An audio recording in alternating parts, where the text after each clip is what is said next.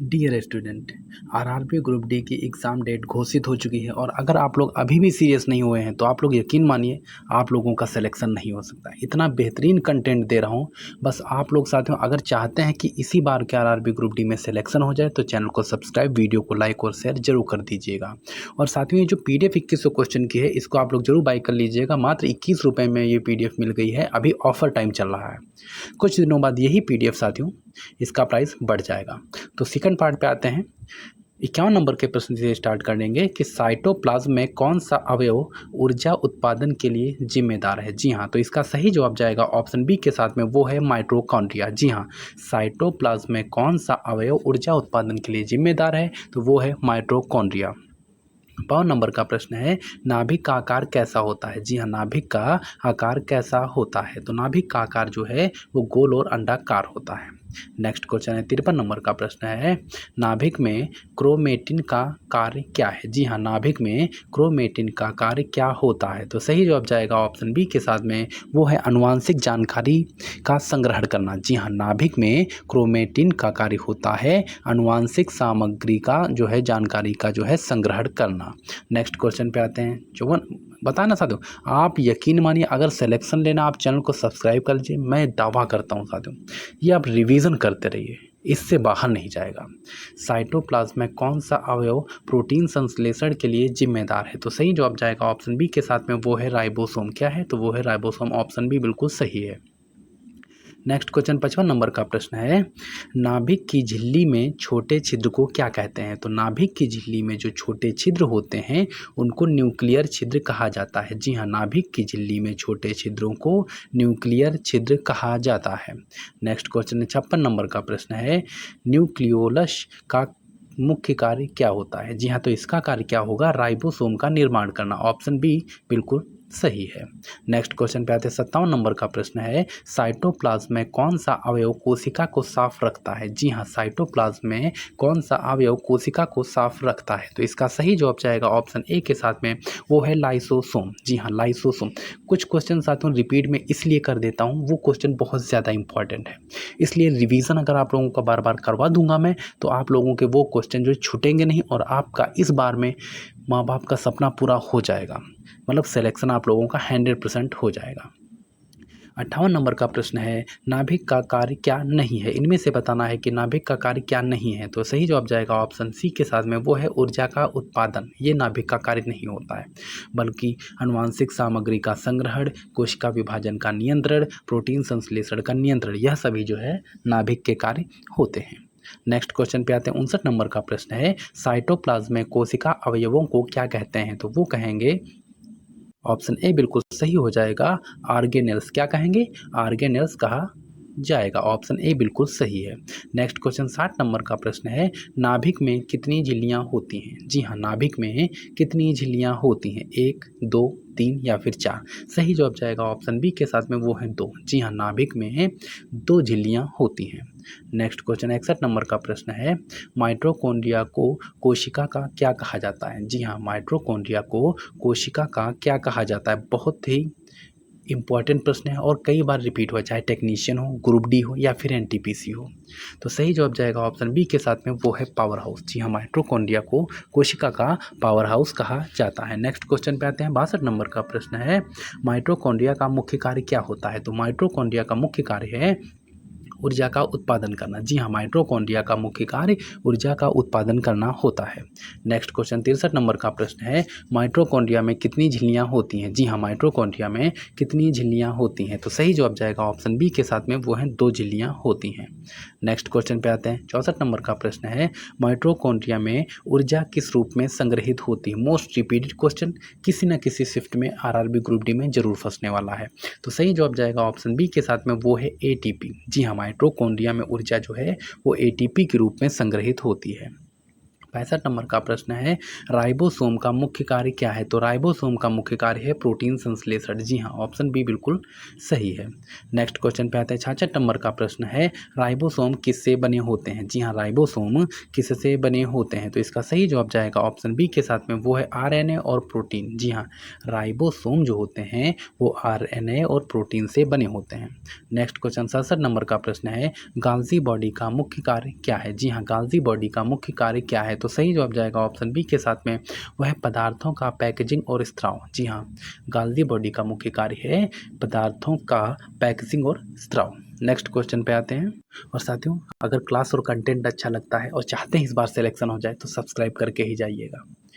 और साथियों, एक प्यारा सा कमेंट भी कर दीजिएगा अगर क्लास अच्छी लगती है तो। लाइसोसोम को कोशिका का क्या कहा जाता है? तो लाइसोसोम को कोशिका का आत्मघाती थैली कहा जाता है। लाइसोसोम को कोशिका का आत्मघाती थैली कहा जाता है। इंपॉर्टेंट प्रश्न है। नेक्स्ट क्वेश्चन 69 नंबर का है, लाइसोसोम का मुख्य कार्य क्या है? तो लाइसोसोम का मुख्य कार्य होता है कोशिका को साफ रखना। जी हाँ, लाइसोसोम का मुख्य कार्य है कोशिका को साफ रखना। नेक्स्ट क्वेश्चन 70 नंबर का प्रश्न है, क्लोरोप्लास्ट किस में पाया जाता है? तो क्लोरोप्लास्ट जो होता है वो पौधों की कोशिकाओं में पाया जाता है। ऑप्शन बी बिल्कुल सही है। क्लोरोप्लास्ट का मुख्य कार्य क्या है? जी हाँ, क्लोरोप्लास्ट का मुख्य कार्य क्या होता है? तो इसका सही जवाब जाएगा ऑप्शन बी के साथ में, वो है प्रकाश संश्लेषण करना। नेक्स्ट क्वेश्चन 72 नंबर का प्रश्न है, क्लोरोप्लास्ट में कौन सा रंग द्रव्य पाया जाता है? इंपॉर्टेंट प्रश्न है, टेक्नीशियन और ग्रुप डी दोनों में पूछा गया प्रश्न है। क्लोरोप्लास्ट में कौन सा रंग द्रव्य पाया जाता है? तो वो पाया जाता है क्लोरोफिल। ऑप्शन बी बिल्कुल सही, ध्यान रखिएगा, क्लोरोफिल। नेक्स्ट क्वेश्चन पे आते हैं। 73 नंबर का प्रश्न है, इससे साथियों आपको एक क्वेश्चन जरूर बनेगा, आप देख लीजिएगा। रसधानी का मुख्य कार्य क्या है? तो रसधानी का मुख्य कार्य है कोशिका, माफी चाहूंगा, भंडारण और कोशिका का संतुलन। जी हाँ, रसधानी का मुख्य कार्य है कि भंडारण और कोशिका का जो है संतुलन करना। नेक्स्ट क्वेश्चन है 74 नंबर का प्रश्न है, रसधानी का आकार किसमें बड़ा होता है? तो रसधानी का जो आकार होता है वो पौधों की कोशिकाओं में बड़ा होता है। ऑप्शन बी बिल्कुल सही हो जाएगा। नेक्स्ट क्वेश्चन 75 नंबर का प्रश्न है, एंडोप्लाज्मिक रेटिकुलम एफआर का क्या कार्य होता है? तो इसका कार्य होता है प्रोटीन और लिपिड का संश्लेषण करना। नेक्स्ट क्वेश्चन पे आने से साथियों पहले आपको बताते चलिए, यह पीडीएफ आपके रेलवे के एग्ज़ाम के लिए बहुत महत्वपूर्ण है। अभी लगभग 5000 प्लस लोगों ने इस पर विश्वास दिखाया है और ये पीडीएफ अभी जो है ऑफर में चल रही है, तो मात्र 21 रुपये में आप लोग जल्दी से जल्दी इसको जो है व्हाट्सएप पर दिए गए नंबर पर मैसेज कीजिए और प्राप्त कर लीजिए। नेक्स्ट क्वेश्चन है, जी हाँ, एंडोप्लाज्मिक रेटिकुलम कितने प्रकार का होता है? तो वो कितने, 2 प्रकार का होता है। नेक्स्ट क्वेश्चन पे आते हैं। 77 नंबर का प्रश्न है, रफ एंडोप्लाज्मिक रेटिकुलम पर क्या पाया जाता है? तो क्या पाया जाएगा? तो वो पाया जाएगा राइबोसोम। क्या पाया जाएगा? राइबोसोम। नेक्स्ट क्वेश्चन पे आते हैं। 78 नंबर का प्रश्न है, सेंट्रियोल का मुख्य कार्य क्या है? सेंट्रियोल का मुख्य कार्य क्या है? तो वो है कोशिका विभाजन में सहायता। सेंट्रियोल का मुख्य कार्य है कोशिका विभाजन में सहायता। नेक्स्ट क्वेश्चन पे आते हैं, सेंट्रियोल किस में पाया जाता है? तो सेंट्रियोल जो है वो जंतु कोशिकाओं में पाया जाता है। नेक्स्ट क्वेश्चन 80 नंबर का प्रश्न है, गाल्जी बॉडी को क्या भी कहा जाता है? गाल्जी बॉडी को और भी किस नाम से जाना जाता है? तो उसको जो है गाल्जी उपकरण के नाम से भी जाना जाता है, यह ध्यान रखिएगा। नेक्स्ट क्वेश्चन 81 नंबर का प्रश्न है, लाइसोसोम में कौन से एंजाइम पाए जाते हैं? तो लाइसोसोम में जो है वो पाचक एंजाइम पाए जाते हैं। जी हाँ, लाइसोसोम में पाचक एंजाइम पाए जाते हैं। ऑप्शन ए बिल्कुल सही है। नेक्स्ट क्वेश्चन 82 नंबर का प्रश्न है, क्लोरोप्लास्ट में कितनी झिल्लियां होती हैं? तो क्लोरोप्लास्ट में जो है वो 2 झिल्लियां होती हैं। नेक्स्ट क्वेश्चन पे आते हैं। 83 नंबर का प्रश्न है, रसधानी में क्या संग्रहित होता है? तो रसधानी में जो होता है वो पानी, अपशिष्ट और पोषक तत्व जो है ये संग्रहित होते हैं। 84 नंबर का प्रश्न है, माइटोकॉन्ड्रिया में आंतरिक झिल्ली को क्या कहते हैं? तो माइटोकॉन्ड्रिया में आंतरिक झिल्ली को जो है वो मैट्रिक्स कहते हैं। इंपॉर्टेंट प्रश्न है, माइटोकॉन्ड्रिया में आंतरिक झिल्ली को मैट्रिक्स कहा जाता है। नेक्स्ट क्वेश्चन 85 नंबर का प्रश्न है, राइबोसोम कहाँ पाए जाते हैं? तो राइबोसोम जो है वो साइटोप्लाज्म और रफ ईआर पर पाए जाते हैं। नेक्स्ट क्वेश्चन है 86 नंबर का प्रश्न है, गाल्जी बॉडी का आकार कैसा होता है? तो गाल्जी बॉडी का आकार जो है वो थैली जैसा होता है। कैसा? थैली जैसा होता है। नेक्स्ट क्वेश्चन 87 नंबर का प्रश्न है, लाइसोसोम की अनुपस्थिति में कोशिका में क्या होता है? तो लाइसोसोम की जब अनुपस्थित हो जाती है तो कोशिका में अपशिष्ट जमा होने लगता है। नेक्स्ट क्वेश्चन है 88 नंबर का प्रश्न है, क्लोरोप्लास्ट में थायलकाइड का क्या कार्य होता है? जी हाँ, उसका कार्य आपको बताना है। तो इसका कार्य होता है प्रकाश संश्लेषण में प्रकाश अवशोषण। जी हाँ, प्रकाश संश्लेषण में प्रकाश अवशोषण। नेक्स्ट क्वेश्चन है 89 नंबर का प्रश्न है, रसधानी का कार्य पौधों में क्या है? रसधानी का कार्य पौधों में क्या है? तो सही जवाब जाएगा ऑप्शन ए के साथ में, वो है कोशिका को कठोरता प्रदान करना। नेक्स्ट क्वेश्चन 90 नंबर का प्रश्न है, सेंट्रियोल कितने जोड़ों में पाया जाता है? तो सेंट्रियोल जो होता है वो 2 जोड़ों में पाया जाता है। नेक्स्ट क्वेश्चन है टेक्नीशियन में इसी बार में पूछा गया प्रश्न है, माइटोकॉन्ड्रिया में मैट्रिक्स क्या होता है? देखो घुमा के क्वेश्चन पूछ दिया, इसीलिए कहता हूँ कि रिवीजन अगर आप लोग कर रहे हैं मेरे कंटेंट के द्वारा, आप यकीन मानिए इससे बाहर नहीं जाएगा। माइटोकॉन्ड्रिया में मैट्रिक्स क्या है? तो इसका सही जवाब है आपका ऑप्शन बी, वो है आंतरिक तरल पदार्थ। नेक्स्ट क्वेश्चन 92 नंबर का प्रश्न है, रफ ईआर और स्मूथ ईआर में क्या अंतर होता है? तो उसमें ये अंतर होता है, रफ ईआर पर राइबोसोम होते हैं, रफ ईआर पर क्या होता है? वो राइबोसोम होता है। नेक्स्ट क्वेश्चन 93 नंबर का प्रश्न है, गाल्जी बॉडी का कार्य क्या नहीं है? तो गाल्जी बॉडी का क्या कार्य नहीं है? तो वो है ऊर्जा का उत्पादन करना, यह कार्य नहीं है। कार्य कौन कौन से हैं?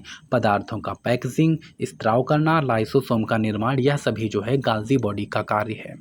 नेक्स्ट क्वेश्चन 94 नंबर का प्रश्न है, क्लोरोप्लास्ट में स्ट्रोमा क्या है? जी हाँ, क्लोरोप्लास्ट में स्ट्रोमा क्या है? सही जवाब जाएगा ऑप्शन बी के साथ में, वो है आंतरिक तरल पदार्थ। क्या है? तो वो है आंतरिक तरल पदार्थ। नेक्स्ट क्वेश्चन 95 नंबर का प्रश्न है, लाइसोसोम का निर्माण कौन करता है? तो लाइसोसोम का निर्माण जो है वो गाल्जी बॉडी करता है। कौन करता है? गाल्जी बॉडी करता है। नेक्स्ट क्वेश्चन पे आते हैं 96 नंबर का प्रश्न है, राइबोसोम का आकार कैसा होता है? तो राइबोसोम का आकार जो होता है छोटा और कणिका में होता है। जी हाँ, राइबोसोम का जो आकार होता है वो छोटा होता है और कणिका के समान एकदम होता है। नेक्स्ट क्वेश्चन है 97 नंबर का प्रश्न है, माइटोकॉन्ड्रिया में श्वसन प्रक्रिया कहाँ होती है? तो माइटोकॉन्ड्रिया में श्वसन प्रक्रिया जो होती है वो मैट्रिक्स और क्रिस्टी में होती है। कहाँ होती है? मैट्रिक्स और क्रिस्टी में होती है। नेक्स्ट क्वेश्चन 98 नंबर का प्रश्न है, क्लोरोप्लास्ट की अनुपस्थिति में क्या नहीं होगा? तो क्लोरोप्लास्ट की अनुपस्थिति में जो है वो प्रोटीन संश्लेषण नहीं होगा। नेक्स्ट क्वेश्चन है, रसधानी की झिल्ली को क्या कहते हैं? तो रसधानी की झिल्ली को जो है वो टोनोप्लास्ट कहा जाता है। जी हाँ, रसधानी की झिल्ली को टोनोप्लास्ट कहा जाता है। नेक्स्ट क्वेश्चन पे आने से पहले साथियों आपको बता दें, अगर आप सच में इसी बार में सिलेक्शन सब्सक्राइब करने में कुछ नहीं जाता, आप कंटेंट पढ़ के मेरा देखिए, आप लोगों को कुछ समझ आ जाएगा कि इस बार सिलेक्शन आपका होगा कि नहीं होगा। बस आप लोग रिवीजन कर दें, मेरा इतना कहना मान लीजिए।